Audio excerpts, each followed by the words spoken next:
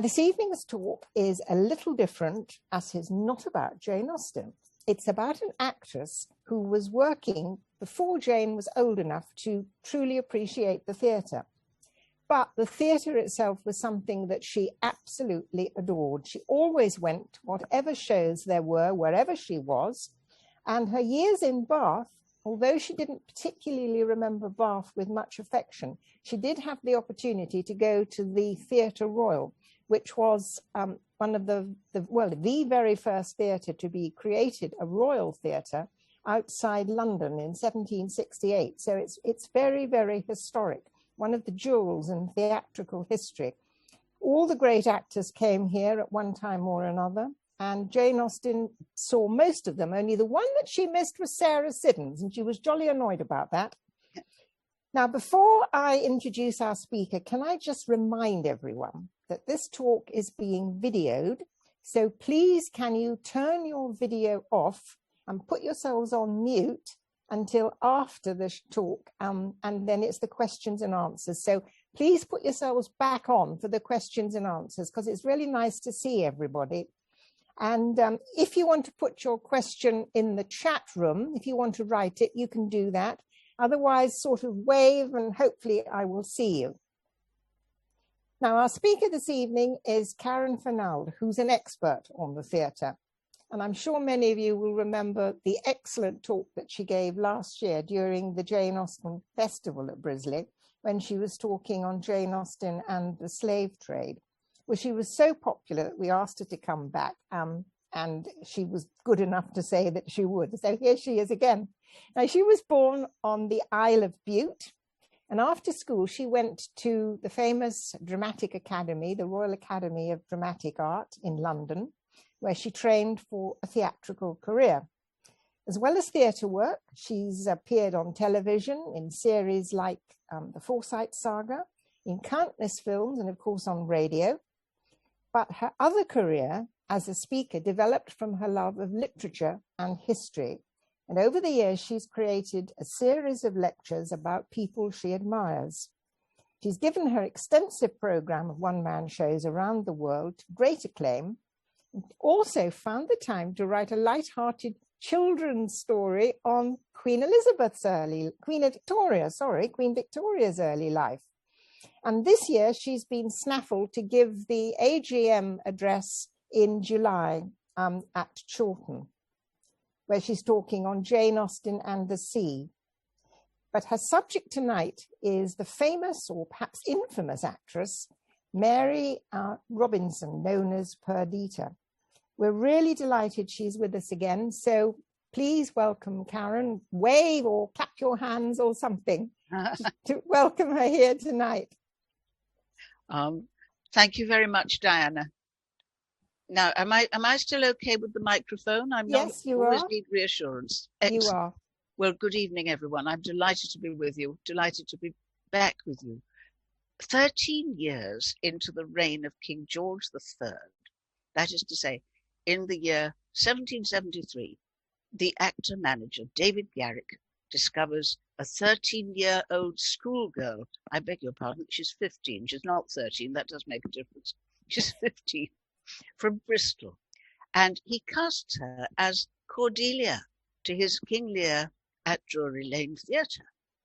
Instead, the girl goes and gets married to please her mother. She becomes pregnant, and she then spends a year in the Fleet prison near Holborn with her new baby and her debtor husband, hence the imprisonment. From prison, she publishes 2 books of poems, which win her the support of the Duchess of Devonshire. Now, this chalk drawing is the most straightforward and indeed intimate image we have of the beautiful Mary Robinson. We'll see lots more as we go on. 1 year later, out of prison, she is again invited to Drury Lane, this time by David Garrick's successor there, Richard Brinsley Sheridan, and she's going to play Juliet. This is a painting of a contemporary production, the young couple off to be secretly married by Friar Lawrence, who will regret his kindly act. Now, this may be Mary, it's the right period and it's the right colour hair, but we're not sure for certain. Juliet would lead to other major roles, mainly in Shakespeare, and it will be as Perdita in The Winter's Tale that she will attract the attention of the future George IV, aged then just 17 years old, who falls in love with her, makes her his mistress, demands she give up the stage, and then, what do you know, 6 months later, he dumps her. Charming. Leaving her with debts of £7,000, that's about 150,000 in today's money, and with a new reputation as a high-class courtesan, her portrait painted by top artists of the day. Romney, Reynolds, Gainsborough, and John Hoppner, and there would be many caricatures, which we'll see as well. But now, from childhood, Mary has written romantic poetry, and later she would become a serious thinker. She's got a real brain. She's a follower of women's rights pioneer Mary Wollstonecraft, and she would become a political radical who would welcome the French Revolution. Late in life, too, she would compose vivid memoirs. Another Reynolds portrait, perhaps the most striking of them all. Mary had been born in the seaport of Bristol and would always love the sea. In her memoirs, which are just a little bit over the top, to promote her image as a romantic poet, she maintains that she was born in a storm, in an ancient house, by the ruined cloisters of St. Augustine's Monastery in the city of Bristol, now its cathedral, on a stormy November night of 1756, I first opened my eyes on this world of duplicity and sorrow. The wind whistled round the tower, my mother tells me. The rain beat in torrents. My nursery was next to the cathedral, so close that I could hear the great organ and the chanting of the choristers, both by morning and by night. I shall forever recall those awful, though sublime sensations. When I learned to read, my delight lay in learning epitaphs and monumental inscriptions. I have ever been agreeably depressed by signs of decay. Our home was elegant, with fine plates and silk furniture, the home of another merchant family of the day. My bed was of the richest damask, my dresses of the finest cambric. My father, an American merchant, as liberal as brave, possessed a strong disposition for the good things of this world. We have no portrait of Mary's father. He is the famous Captain Coram, who founded a home for orphan children, having made his fortune in America, something which many want to do, including Mary's father. When I was 9 years old, a daring scheme was suggested to my father, a man of lofty spirit, that of civilizing the native-born Indians on the coast of Labrador, and then employing them in a whale fishery to rival that of Greenland. This wild scheme came to occupy his thoughts by day, his dreams by night. He sailed for America without my mother, to whom death would have been preferable to crossing the stormy ocean, but with a young and artful woman whose nerves could brave the ocean storms. We quit Bristol, my mother and I, and came to London to live in cheap lodgings. At school, I applied to study, acquiring a taste for books, a love of composing verses, and a genius, they said, for dramatic exhibitions. Another young actress of the day who we'll meet later on. I was within a few months of 15, tall, with a look of dignified reserve, my hair red gold. Through our dancing master, a Mr. Hull of Covent Garden Theatre was brought to hear me recite tragic passages. He seemed delighted and infused me with a passion to go on the stage. I was then invited to pass an evening at the house of Mr. Garrick, then in his 60th year, his last of public appearance. By now, the great actor-manager, David Garrick, has been at the forefront of British theatre for over 30 years, having first made history with his naturalistic portrayal of Shakespeare's Richard III. As an actor, Garrick excelled in both comedy and tragedy, as we can guess from this Reynolds allegory of him being fought over by the two muses. As manager of Jewellery Lane, he gets his actors to rehearse at length and has done his best to stop men from sitting on the stage to look up the actresses' skirts. Garrick had rewritten some of the ruder Restoration comedies, given King Lear a happy ending. He had written more than 20 plays himself, had adapted many more. There was not much this man hadn't done, and as an actor, he is famously versatile. There is a story of his appearance on stage in a new character, unrecognised by Mrs. Garrick sitting in her box, until suddenly, at her feet, for no reason that she could see, the family dog started to wag his tail. Eva Marie Garrick was an ex-dancer from Vienna with whom Garrick had made a love match and to whom he was entirely faithful. The two were famously happy, childless, but for a series of little dogs, among them their favourite called Slobberchops. Both loved young people, especially Garrick himself, whom in return young Mary would adore. My voice, she says, put him in mind of Mrs. Cibber, his favourite in tragic roles. I must appear on Drury Lane stage as Cordelia, himself as Lear, he said, and he undertook to become my tutor. Almost daily I visited Mr. Garrick. Sometimes he would ask me to sing favourite ballads of the day. Sometimes we would dance together, a minuet. Never shall I forget the enchanted hours I passed in his society. In spite of Garrick's efforts, however, the theatre is still thought disreputable by the middle classes, who have images in the backs of their minds, such as this from some years earlier, bosoms everywhere. Respectable young Fanny Burney, just a few years older than Mary, had no compunction dropping a singer friend of theirs who became a professional actress. Of course, says Fanny to her sister, we shall never speak to her now. Well, worse still, Mary and her mother, not knowing, have come to live in a part of North London.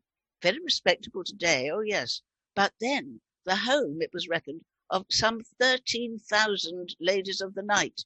We're talking about Marylebone, thought to be second only to Covent Garden as a grand paradise of love. My mother fancied every man a seducer. She longed to see me married. Near our new abode in Chancery Lane, for we left home, lived a solicitor with young clerks. One of these, a young Welshman, a Mr. Thomas Robinson, heir, so we believed, to a wealthy uncle, wrought so upon my mother's feelings, and she in turn upon mine, that on April the 12th, 1774, we were married in St. Martin's in the Fields. I was 15 and 4 months, love a stranger to my bosom. While kneeling at the altar, repeating my vows, my fancy wandered to Cordelia. Soon after my marriage, my mother and husband united to make me give up the stage. Cordelia was played by Miss Farron, with great success. Soon I found I was to be a mother, and soon after that we learned my husband possessed no wealthy uncle. He was instead the illegitimate child of a Mr. Harris of South Wales, a most unamiable miser.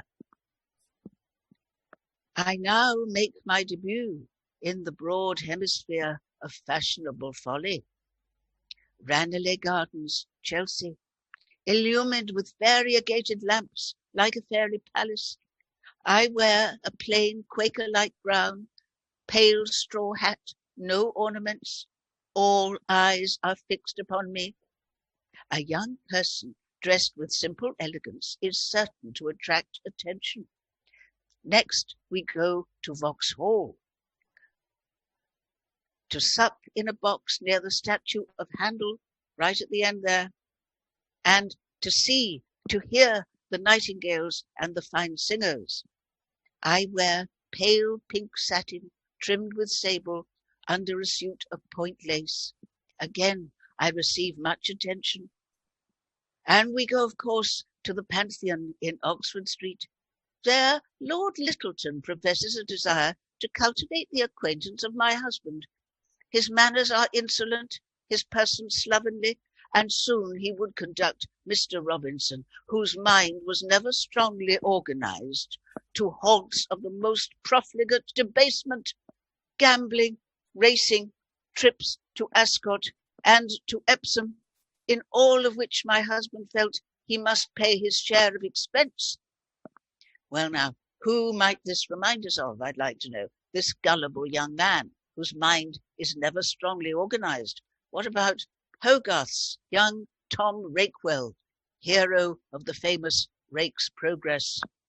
Here we see him coming into some money, being measured for a new suit, oh yes, and clearly about to be rooked by his sharp-eyed attorney sitting behind him. And on the far left, alas, is Sarah, a young servant girl whom he's seduced and who continues to love him. There's her mother. And here they are again, him and Sarah, a bit later in the story. He's been all over the place by now. He's got syphilis, his hair's fallen out. Sarah still loves him. She's holding out her purse. And Mary, too, stands by her man, loyally accompanying him to prison, which she didn't actually have to, together with their baby daughter. She's just 16. Now, prisons in their day are privately run by a warder who makes what he can out of you. If you're poor, you're lucky to survive. If you have a few bob, like the Robinsons, you can get by. And so they don't do that badly. They can go in and out. It's not what we'd think of as a prison at all. Thomas Robinson can even play tennis because, reports his wife, our apartment overlooks a racket ground. And Mr. Robinson is an expert in all exercises of activity and strength. I clean the stairs, scour our apartment, care for my child, and compose a poem on captivity. One day I learned that the young Duchess of Devonshire is a patroness of literature. With timidity and with hope, I dare to send her a small volume of my poems, neatly bound. In reply, enlightened and generous, she invites me to visit her at Devonshire House, not once, but many times. Here's the Duchess depicted as the goddess Diana, with which concept Mary would have agreed. They're more or less the same age, both with young children. The Duchess has a warm heart. She gives Mary some money, and she will remain for some years a good friend, though not forever. On our release from prison, says Mary, out walking in the park, we meet that fine actor from Jewellery Lane, Mr. William Brereton, famous for his Romeo.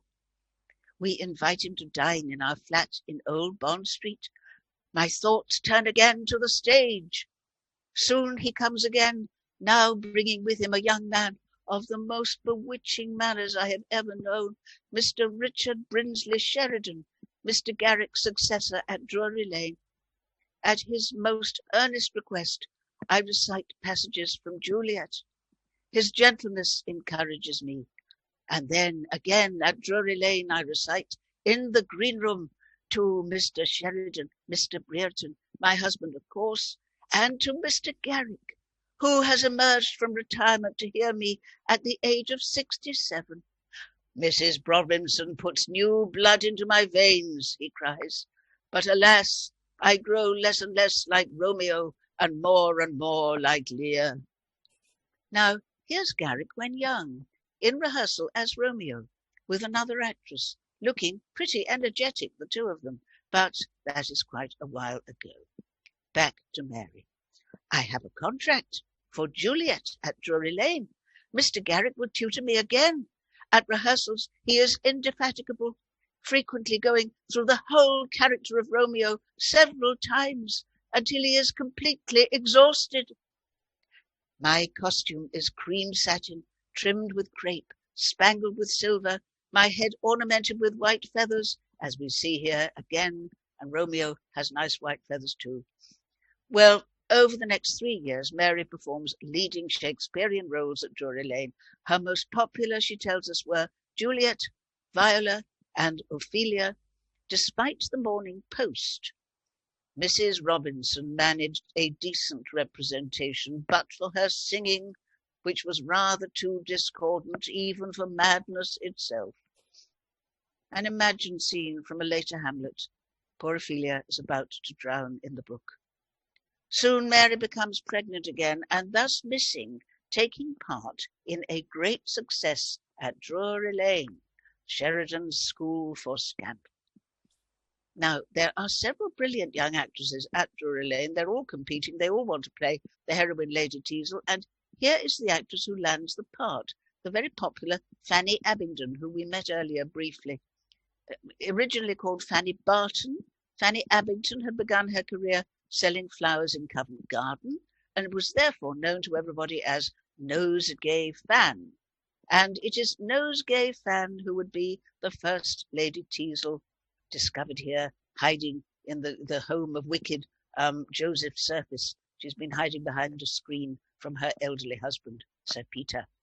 Now, Sheridan had written a smaller part for Mary, which she never played because she was pregnant. She loses that second baby, but soon she is back on the boards in a daring role, that of Rosalind, in As You Like It. Now, here's an earlier Rosalind, Hannah Pritchard, very famous actress, depicted by Hogarth's friend and rival, Francis Hayman. The wrestling scene from Act 1, in which Rosalind falls in love, she's in white, she's falling in love with the young Orlando, and soon exiled by her wicked uncle, she will go into the Forest of Arden dressed as a boy, showing her legs. Now, for both sexes, cross-dressing in the 18th century theatre was jolly popular. Among Garrick's best-loved roles was Sir John Brute, precursor of the pantomime dame. Now, for a man, putting on a skirt is no problem and a bit of fun. For a woman to play a breeches role is to make quite a spectacle of yourself. You need confidence and you need great legs. As we see, this painting is entitled Miss Brazen Just Breeched. And somewhere down on the right, I'm not quite sure where, is in fact printed to be seen a most surprising hermaphrodite. Rather confusingly, this highly rouged young woman is going to play, believe it or not, Captain Macheath in The Beggar's Opera. Now, our Mary, she's got good legs and she'll do well in breeches roles. To digress just a moment, another leading comedienne, though greatly talented, seems to have been deficient in this leg respect. Politician Charles James Fox, a great ladies' man, one might say, somewhat suggestively portrayed here, complains of the beautiful Miss Elizabeth Farren. Damn it, she has no prominence either before or behind. All is a straight line from head to foot, and her legs are shaped like a sugar loaf. Very rude. Well, none of this does the beautiful actress any harm. She becomes Lady Derby, bears 3 legitimate children, and is presented to the Queen. Back to Drury Lane. Until this year, 1777, says our Mary, I had known no impulse beyond friendship. I now experienced a gratification flattering to the extent of human vanity. Mr. Sheridan, that most fascinating young genius of the age, honours me with partial approbation.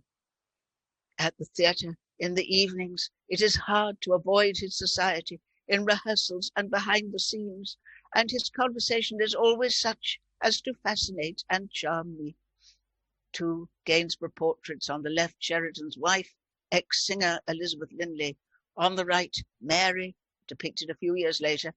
Interesting that the artist depicts them in such a similar style. Now, there was confusion in the minds of many between good-looking actresses, ladies tests of easy virtue, theatre roles, and the historical personages upon which some were based. For example, here is the famous courtesan Kitty Fisher, depicted by Sir Joshua Reynolds as Cleopatra swallowing a pearl. In real life, Kitty Fisher did actually imitate the famous queen at least once, impressing Casanova, who was propositioning her at the time, by putting his £20 note in the middle of a ham sandwich and eating it for her lunch. Well, whether she likes it or not, Mary is on the verge of being regarded in the same light as Kitty Fisher, especially now she starts showing the legs. She's clearly smitten by Sheridan, who almost certainly takes advantage, and besides, she complains, Mr. Robinson is now supporting 2 mistresses on my salary, says Mary. One, a woman of professed libertinism, short, squat, and very ugly. The other, a figure dancer at Jewellery Lane Theatre itself. Until now, I have been an example of conjugal fidelity, but I have never known the perils to which the feeling heart is subjected in a union of regard, wholly uninfluenced by the virtuous affections of the soul. In January 1779, much of London mourns the death of an exhausted David Garrick. Here's the invitation to his funeral in Westminster Abbey, stage managed brilliantly by Sheridan, the procession stretching from the Abbey to Garrick's home in the Strand. After his death, he would be depicted posthumously as King Lear by this artist, Richard Westall, who would later teach Princess Victoria. Mary Robinson would write him a heartfelt poem, and it would be in one of Garrick's own Shakespeare adaptations that she would become best known to the public. On December the 3rd, 1779, The Winter's Tale, myself as Perdita, was commanded to be performed by His Majesty King George III, before the entire royal family. In the green room, they rallied me. Mrs. Robinson, you look handsomer than ever, said Mr. Smith, who played King Leontes. Tonight you will make a conquest of the Prince of Wales. A contemporary image of the shepherdess Perdita, who's really a princess. In the first scene, as I stood near the royal box, down on the right, practically on the stage, flattering remarks made by His Royal Highness met my ear. Overwhelmed with confusion, I hurried through the first scene. The prince is only 17 years old, and fair, with a look of gentleness and sweetness. As the curtain fell, our eyes met, and with a look I shall never forget, he gently inclined his head of golden curls. I felt the compliment and blushed my gratitude. 2 days later, I received a visit from Lord Malden, who had been among the royal party. His lordship attempted to speak, paused, apologized, and then drew from his pocket a small letter. It was addressed to Perdita. It contained only a few words, but those expressive of more than common civility. They were signed Florizel. For some months we corresponded. The prince's letters were most passionate, as we see here. Mine, those of a sister. I recommended patience to him till he was of age. In his next letter, I was amazed to find a bond of the most solemn and binding nature, containing a promise of the sum of £20,000 to be paid at His Royal Highness coming of age. Such assurance of his continued affection, together with my husband's neglect, at length began to weary my fortitude. An evening in spring was fixed for an interview with His Highness, then living at Kew. I wore a plain dark habit, my hair simply dressed. That afternoon I had been conducted by Lord Malden to an inn on the island between Kew and Brentford.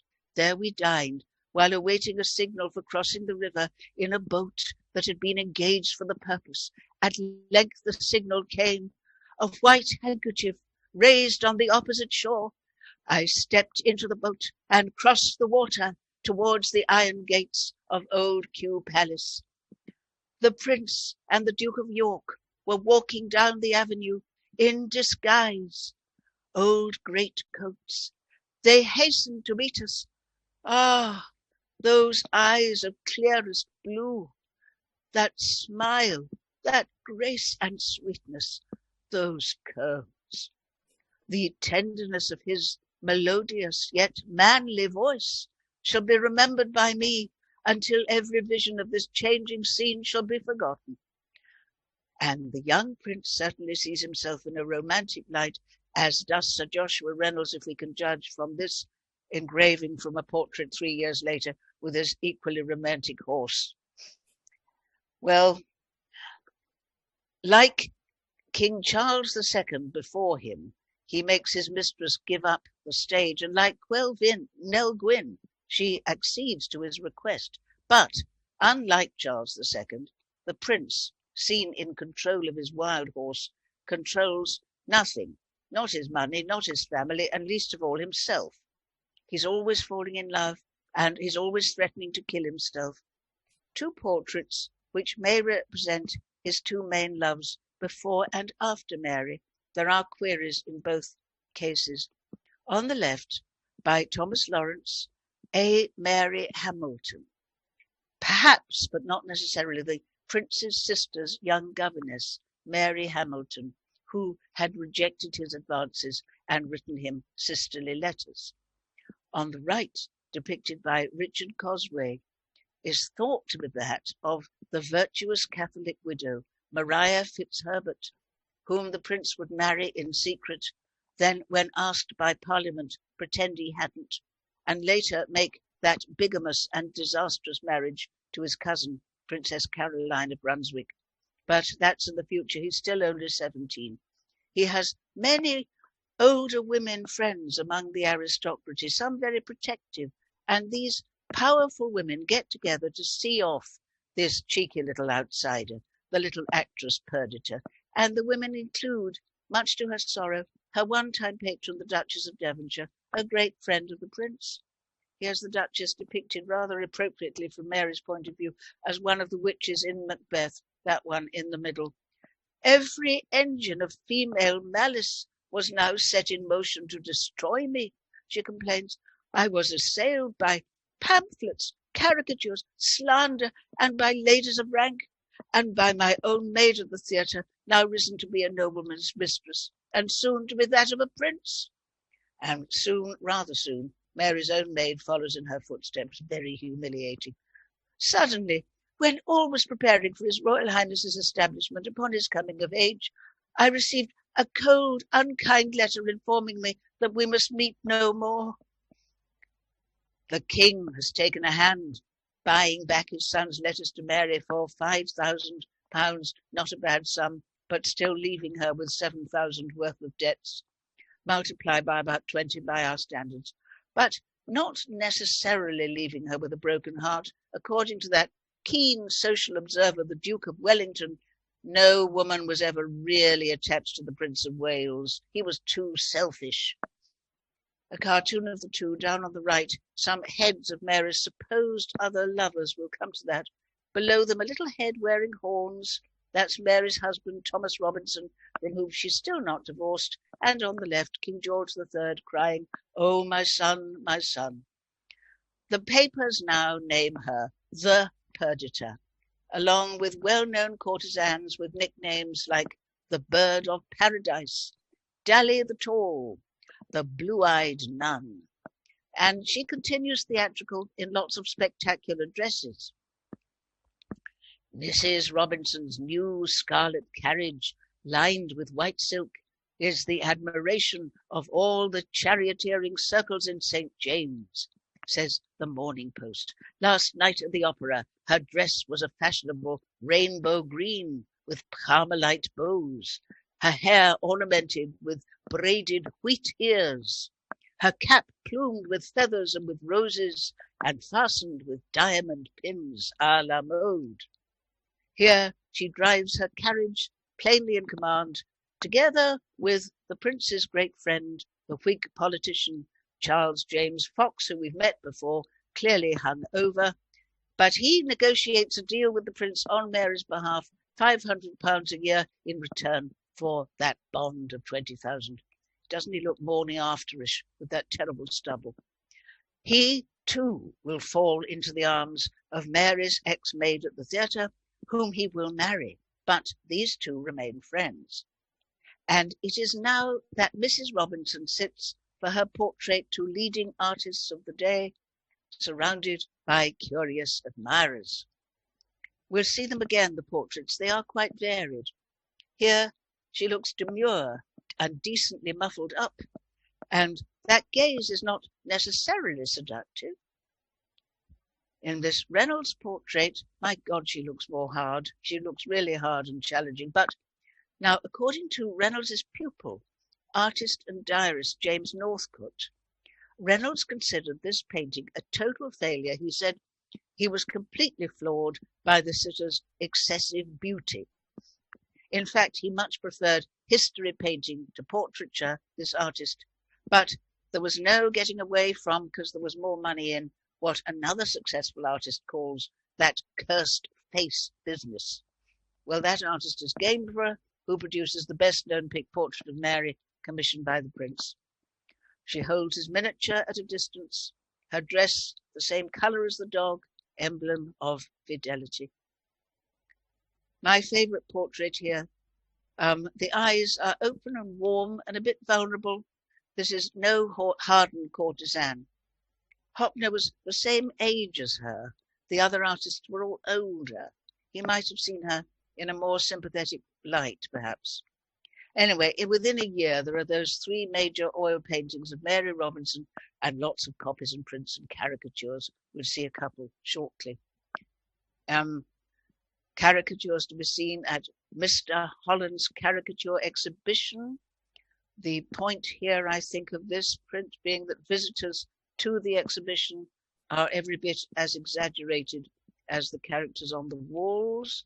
There's a nice example of male cross-dressing, possibly Garrick. And on these walls might well have hung this anonymous print from the British Museum. Mary stands holding a wand, wearing a tall Welsh hat. If you remember, Mr. Robinson was Welsh. There he is in a pair of golden horns. Prince of Wales in golden armour, holding up his hands in admiration. Well, there's a lot of gold around. She now turns to a new protector, Lord Malden, once her go-between with the Prince of Wales and an admirer. Here he is on the right. But like most men of the day, he is a gambler. And at the Cocoa Tree Coffee House one morning, Lord Malden lays a very naughty bet with his friends. £1,000, gentlemen, on Mrs. Robinson's fidelity. Well, his bet is taken up by a Liverpool man, a soldier recently returned from fighting for the British in America, in which he and his Green Dragoons had acquired a fearsome reputation. He too gets himself painted by Reynolds. In fact, the two may well have met in Reynolds' studio. Mary is smitten. We haven't heard anything from her romantic poetry. We'll just give you a little bit inspired by this new love. Transcendent valour, godlike power, lord of the dauntless breast and steadfast mien, who, robed in majesty sublime, sat in thy eagle-wafted car, and led the hardy sons of war with head erect and eyes serene amidst the arrowy shower. Well, I don't know about you, but I think that's rather enough. The two start a full-blooded affair in public. The papers get excited all over again, comparing the two to naval men of war.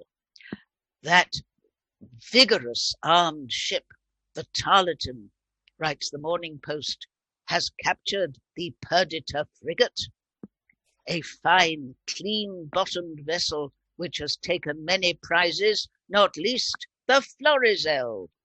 She was captured by the Fox, retaken by the Malden, and had a sumptuous suit of new rigging when she fell in with the Tarleton. Well, for a while the hero and the actress live in style in Berkeley Square, but Tarleton II is a gambler, fond of racing, fond of cards, bets on anything, a flock of turkeys to race a flock of geese, £100 on the turkeys.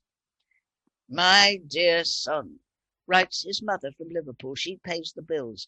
I have repeatedly addressed you concerning your debts. You must leave London, live abroad, leave Mrs. Robinson. At the opera one night, he fails to meet Mary as arranged. Heavily pregnant by him, she guesses what's happened, follows him in a coach to Dover. Halfway there, labour pains start. She turns back to London, to a bungled delivery, a stillborn child, a stroke, and to paralysis and pain in her arms, her legs, and her hands. And for the rest of her life, still in her mid-20s, she will search for health at watering places in England and France, and also through opium. Tarleton returns from France to nurse her, and to his own near ruin, dependent on half pay from the army and still a gambling addict. A caricature of Perdita begging from the prince, who, in still paying her a small annuity, but sometimes he reneges on it, but he does cough up from time to time. For the remaining 17 years of her life, she lives out of town, not without dignity, but always short of money, in southern France, in a cottage in Windsor, nursed by Tarleton and by her faithful daughter, Maria Elizabeth, sometimes back in Brighton, not looking out to sea. Now, it was not long before her accident that Reynolds had attempted that second portrait. Mary liked it and would use it as a frontispiece for her last volume of poems. But it doesn't represent this woman's final years. Oh no, one opportunity remains to her, and she grabs it, to draw from her own life material for 7 novels, each of which contains in varying degrees perception, humour, depth, satire, and edge. And she would achieve some success, though little money, and she would become known less and less as the Perdita, and more as Mrs. Robinson, authoress. She would attract a small circle of literary friends among the younger romantic writers. On the left, political writer William Godwin, his wife in the middle, women's rights pioneer Mary Wollstonecraft, and on the right, young poet Coleridge, who says of Mary, "He never knew a human being with so full a mind. Good, bad, and indifferent, I grant you," he says, "but full and overflowing." And according to biographer Jocelyn Harris from New Zealand, this later Mary might even have inspired Jane Austen to create the character of Mrs. Smith in Persuasion, though of course that can't be proved. It's not out of the question. Mrs. Smith, who had once moved in grand circles, is now poverty-stricken, crippled, living in nasty lodgings, where she's visited by the heroine Anne Elliot. But nonetheless, writes the author, in Mrs. Smith was that elasticity of mind, that disposition to be comforted, that power of turning readily from evil to good, and of finding employment which carried her out of herself, which came from nature alone, the choicest gift of heaven. Well, Mary met Mary Wollstonecraft several times and was inspired by her to write her own letter to the women of England on the injustice of mental subordination. Oh, my unenlightened countrywomen, know that there are but 3 classes of women who are desirable in the eyes of men: handsome women, licentious women, and good sort of women. The first for his vanity, the second for his amusement, and the last for the arrangement of his domestic drudgery.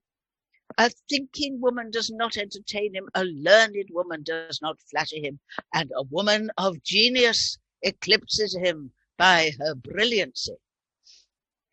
Among her novels is one called The Natural Daughter, with a nice light touch. The heroine, like herself a poet, calls on a fine lady, hoping that she will agree to sponsor her poetry. The housekeeper opens the door, very suspicious.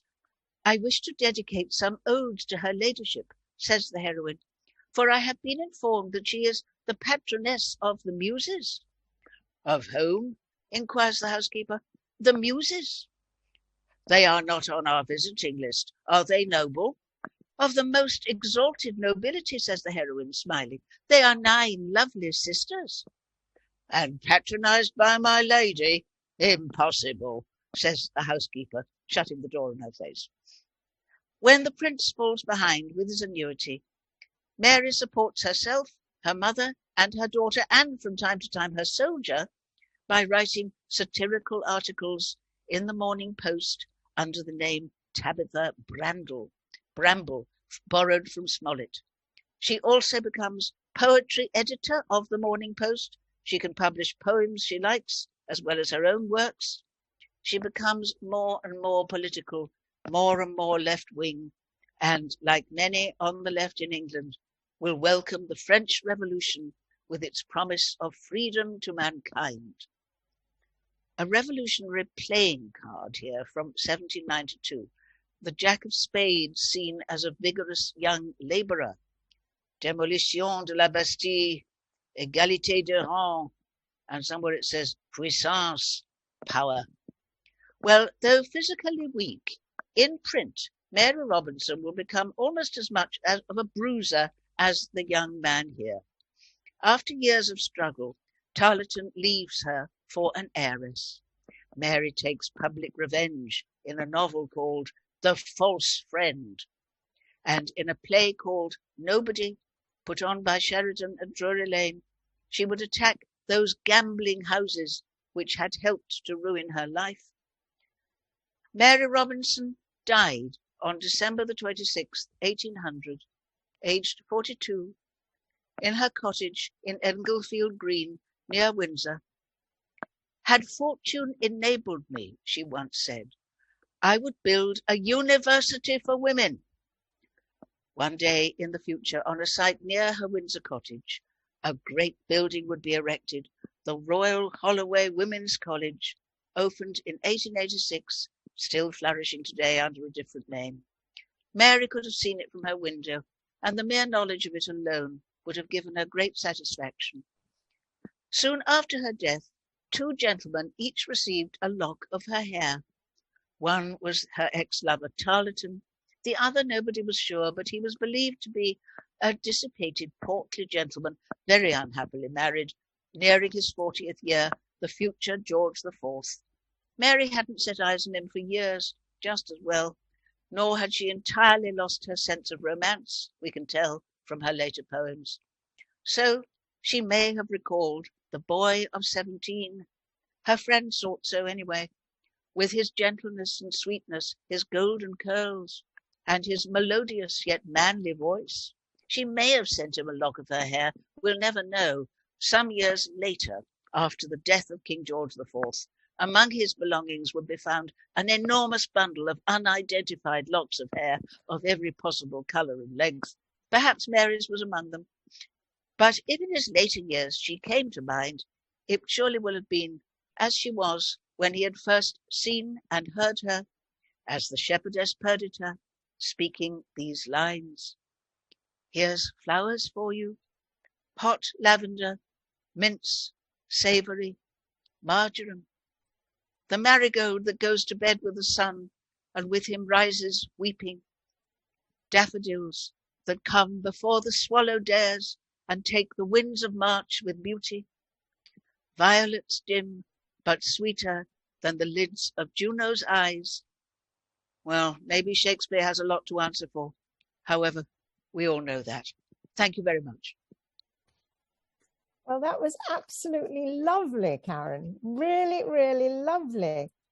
Thank you so much. So interesting, with lovely, lovely pictures. Yes, they were really, really good. And the information that you gave was stunning. All sorts of wonderful links that really, really, brought things alive. So thank you very much.